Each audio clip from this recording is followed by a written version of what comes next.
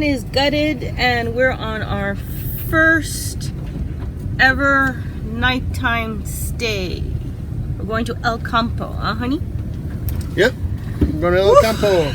Didn't know as a newbie how long it was going to take to get this rig even packed. So we have, because nothing's really functional, the water, everything's gutted. So the Roadtrek is pretty much a big tent. And Angel is like kind of nervous because she's only used to being in a car. Hopefully everything will be okay.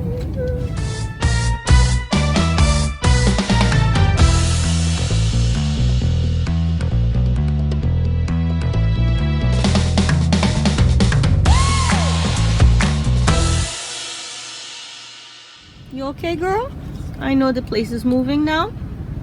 Yeah. I know, things cracking here. You okay, honey? Oh yeah, I'm alright. Here we go.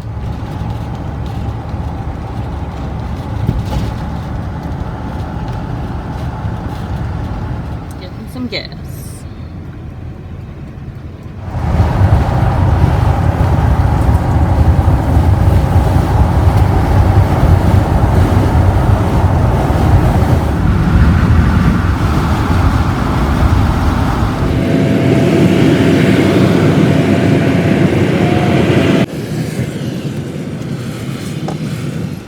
You okay? You like that we slowed down, huh?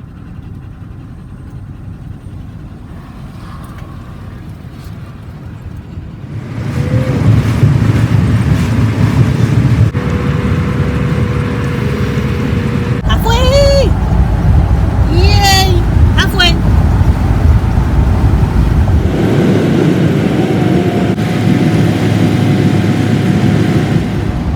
Woo! An hour away.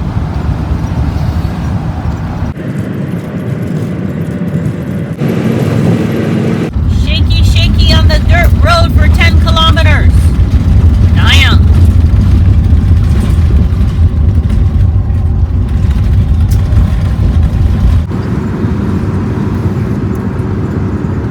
Going to the middle of nowhere. Where the hell? Where? We're going to the middle of nowhere. Woo! She doesn't care.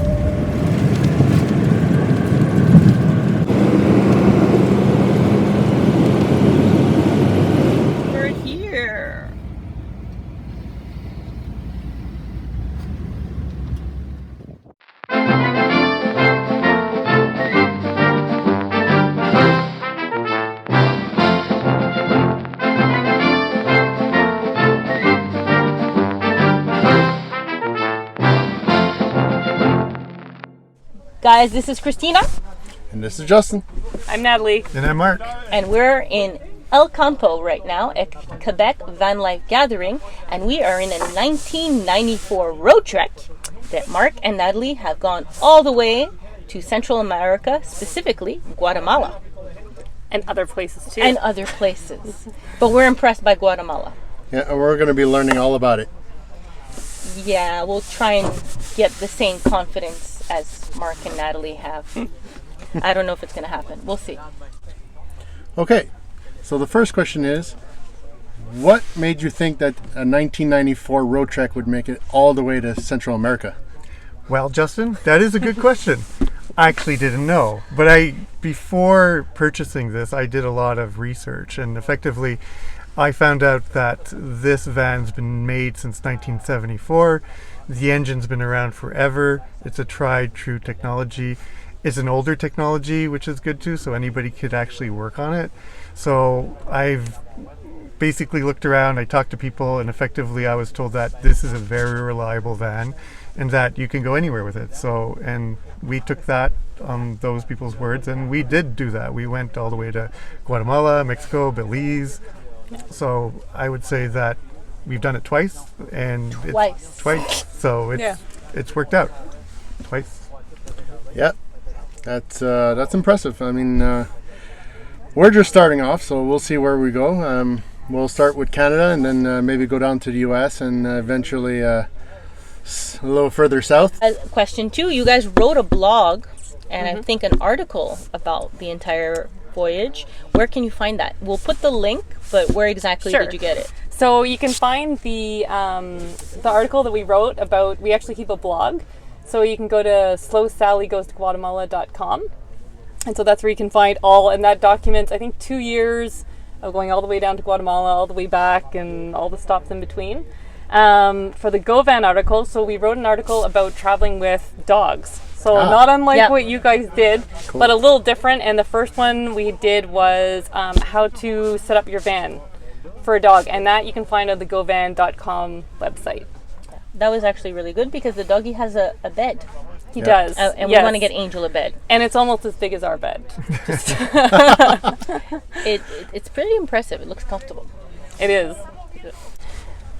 Another question that a lot of people have, and we actually have, is how did you guys afford to be able to get down to Guatemala, and how much did it actually cost? That's a good question. Well, yes, another good question, Christina. I would say that the cost of travel is a bit of a myth. Everybody's used to taking a plane, going somewhere, spending a lot of time at a hotel. The reality is that when you're in a van, things slow down and everything's measured over months. And effectively, because of where we travel, like in Mexico and Guatemala, things are less expensive. Mm-hmm. So, in fact, our monthly bills, and we track our monthly bills at home and as well when we travel, they're often cheaper when we travel than when we're at home. I would say that by and large, it pretty much washes out with some of the expenses that we don't include, because we have to include things like health insurance and other things like that, the cost of getting the van ready. I would say that it costs about the same as what it costs being at home. So it's definitely affordable. If you can afford to live at home, you can afford to live in a van. It's possible. Yeah. We're going to try it. Maybe not this year. No, maybe not. Why not? Yeah, you do need the vac in your van first. We gotta fix the van. We gotta finish our renovations first. Yeah. Step one, financially finish the renovation. Then we'll maybe hitch a ride with them and follow you guys down. We'll do like a caravan.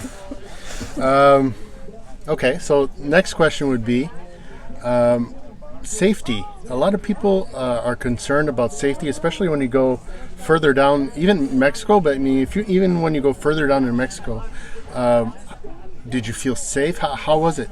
So I would say we actually feel really safe when we're in Mexico and Guatemala. Mexico in particular, I find that's the one that people seem to be like the most afraid of. Like you're going to Mexico, like you're gonna die. And the first year when we were driving down, when we hadn't gone before, and we were telling people in the States, like, oh, we're going to Mexico, and they were like, don't go, like just don't do it. You will die. You will die. Yeah, and literally, they said you will die. Yeah. They were like, they were so worried about us. And we made it back. That's good. We made it back. We made it back twice. Actually, we've been down. That's another story. But we've been down before we had the van in our Toyota Matrix. Okay. Oh wow. Geared up as a camper van. And so we have found like people are super nice, super friendly. We've never had any troubles with security. The only thing I would say is there's a few golden rules that you're told when you're going to Mexico. And I mean, it probably applies in the States too, but things like don't drive at night. Yeah. The roads are not good. The roads are not good. And you never know, like that's if there is any suspicious characters, you're more likely to have troubles at night. Okay. What else? have a plan B. And don't leave stuff lying around in your van and leave your van around. And I think that applies everywhere, but maybe a little more even there with like a smash and grab or so. Just be careful where you park. Make sure there's some eyes on the street or a shop owner across who can see your van, like just to make sure it's safe. But honestly, and people there are so eager to help. Like we've gotten stuck with the van a few times where we were having troubles turning around, and people will come out of their house and like Give you a hand. watch your back end for you while you're turning around. So cool. Yeah, and so we find everything we've heard is not true about safety. Yeah, like the Canadians are scared to go in the U.S. They like guns, and the U.S. are scared to go in Mexico. It is, and It's you know true. what? It's the whole true way. because when you're in Mexico, they tell you don't go to Guatemala. It's And dangerous. when you're in Guatemala, they tell you don't go to El Salvador. Like it is. Right. It's It's like like a fear further of the south. unknown. The fear of going towards the equator. And honestly, we've never had any troubles. And I think if you just take some basic safety precautions. Yeah. And there's Well, tons you're like of stuff online veterans. too. Yeah, You're like veterans. yeah. And that's what we tell everyone. Like, I guess do you're some being research. Like, look online. Use But some common honestly, sense. Don't Yeah. wear all Common kinds sense of goes bling far. bling. Yes, and that's it. Don't Like, show your money. Not yeah. everybody has Exactly. common sense, right? But everybody watching the video has common sense, Don't right? leave So your there's- laptop open in your Yeah. van when you're not there. Yeah. Yeah, exactly. Like little, like just simple things, right? Yeah, don't show any affluence, right? Like, don't have these giant cameras hanging out. That's Don't right. have flashy And jewelry. do know that if you are walking around with a big camera, like people will charge you more for things. You know, Right. like if Yeah. you go into the market and you've got a big camera, what might have been 10 pesos is going to be 15 for you because they're like, oh, He's You got must that have guy can money. afford it. Right. Yeah. So do you question on topic and off topic, because we did a video on why we picked a used Class B van in the Roadtrek. Yeah. And we're like, we're not as scared going down with an old van as we would be like with a Sprinter or a ProMaster, because it demonstrates more affluence. That's right. Yes. Do you find that we were off there, or No, I think you're right. Dead on, Yeah. yeah. And that's one of the reasons I think we feel safe too, is we're like, nobody's looking to jack a 94, A 94 you know, Roadtrek old Dodge. And the other thing is in Mexico and Guatemala, like there's a lot of white little mini buses. Right. okay? For public transportation, and from the front, that's what they think we kinda are. looks like Oh, that. So cool. people are Yeah. like trying to flag Just us like down, and we're stealthy like, camouflagey we're in like, Mexico. no, They're no. used to white little minivans. So That's you kind of don't what we look stand like. out. Right. Like Yeah. you really don't stand out, and I think the Sprinters probably stand out a little more because they're different, right? Yeah, they're Mercedes Benzes, most of them too, Yeah. right? So they look like Expensive, vehicles, yeah. right? So, and the other thing is insurance. Like in Guatemala, it's very difficult to get Yeah. insurance. Okay. Yes, So it's if true. for whatever reason you lose your vehicle for whatever reason, you're not going to get insured, right? You're not so fully if you insured. if you've Okay, got that's right. a very expensive vehicle, well, you lose your very expensive vehicle and you're not getting it back. But if you have an old Roadtrek, well, you can buy another one. No. Yeah. Hopefully not, Yeah. but yeah. Yeah. You have more No. to risk in a country like Guatemala. Yeah.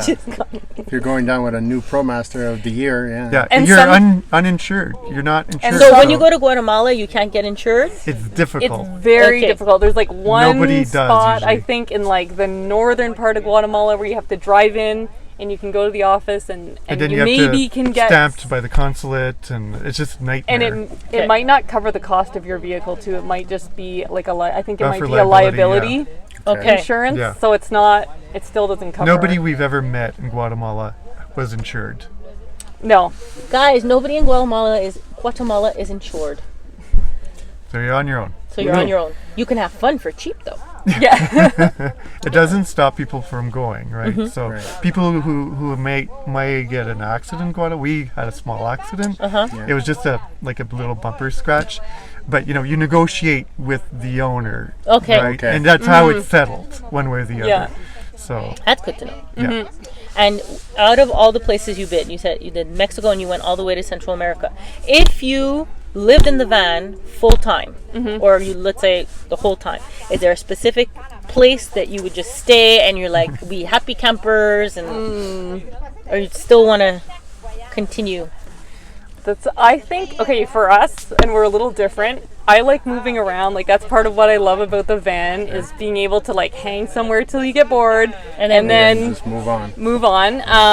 But that being said, and he is happy to stop places and just hang stay. for a while. Hang yeah. for a while. Get a routine. You Yeah, know, yeah, get to Yeah. know the, like, That's the him. local. Get to know- That's me. That's it. Find a coffee shop. She's the move on person, and Yeah. I think I'm it let's demonstrates stay a on the little bit longer and- hyperactivity. Yeah, no, it Exactly. does, and I'm the same. But that He's being calm, said, he's we do every year when we go down. We've been stopping in Lake Atitlan Okay. in Guatemala. It's a beautiful volcanic lake, and we've Right. spent 1 year. We spent a month. 1 year we spent a month and a half, and 1 year we spent 2 months. Awesome. So I guess that Yeah. that would is count. one Yeah. of the spots Yeah. that we would. But we are now thinking of like going further because Down to Costa Rica. there is a bit of a Groundhog Day where it's like we start remembering the things we did. Was that the first year, second year, or third year? And it's like, I can't remember now. It's like, okay, maybe we need to do something different. Yeah, So that's kind of what's going on now. Okay. yeah.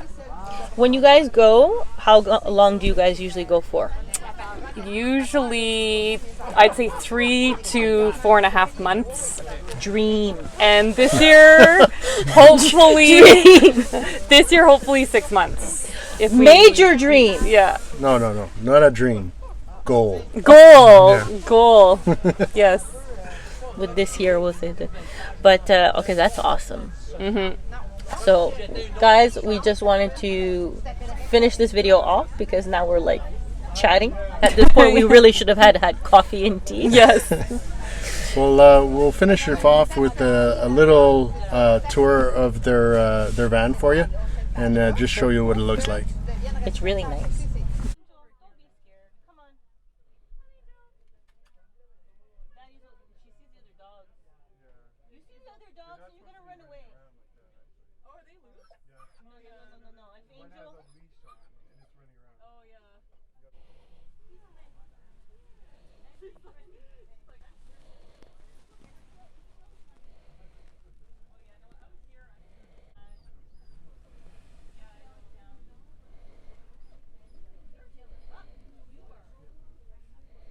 Okay, so one of the basic things that we wanted this van to do was to travel with our dog. So we took out the standard seat that used to be here and replaced it with what we call the dog bed, which is a dedicated spot just for the dog to sleep and have his own space.